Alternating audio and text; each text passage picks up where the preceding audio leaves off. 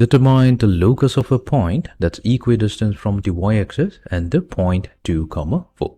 Let us begin. So here, let's say we have the y-axis. This is our y-axis. We have a point. We're going to call it point A. And the point A has the coordinates 2, 4. Now we're going to consider another point P. Now P, let's say its coordinates are h, k.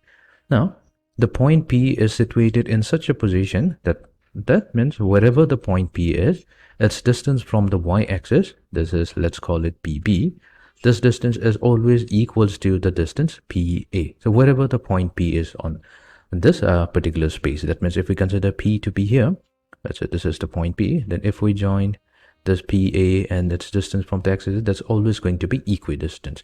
So we have to find out the locus of that particular point P. Fine.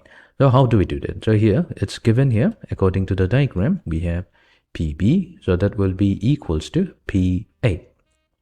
Now we can easily find out the distance PB. So PB is nothing but the distance of point B from the y-axis, and that's the x distance. That's nothing but the h value. So we have h equals to, now we have PA. So we can find out the distance between point P and point A by using the distance formula. So we'll take the square root. Underneath the square root, what we need is the difference of the x coordinate. So we have x minus 2 whole square. Added to, we have the difference of the y coordinate. So that's k minus 4 whole square. We have h squared equals to h minus 2 whole squared plus k minus 4 whole square. So that gives us h squared equals to h squared minus 4h plus 4 plus k squared minus 8k plus 16.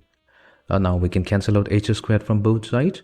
We have 0 equals to negative 4h plus 4 plus 16, that's 20, plus k squared minus 8k.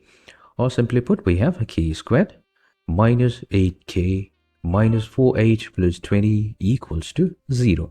Now finally what we'll do, we're going to replace the value of h with x.